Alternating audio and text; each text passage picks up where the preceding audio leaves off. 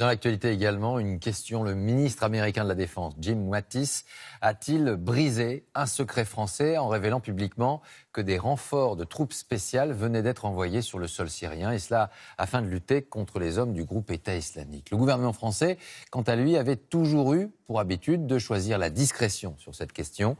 Décryptage Dorothée Oliéric. Trop bavard, le ministre américain de la Défense ?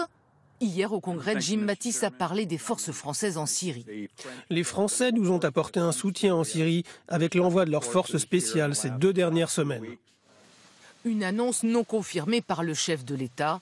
La France ne communique jamais sur les forces spéciales, ces soldats d'élite. Combien sont-ils en Syrie ?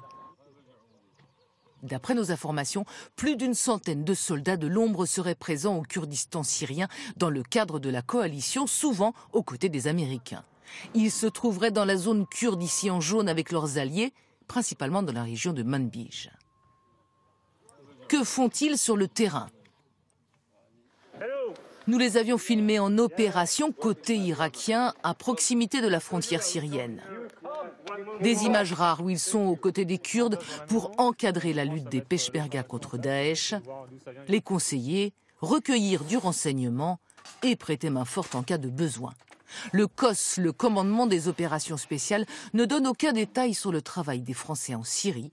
Leur chef, l'amiral Isnar, s'exprime sur leur mission en général.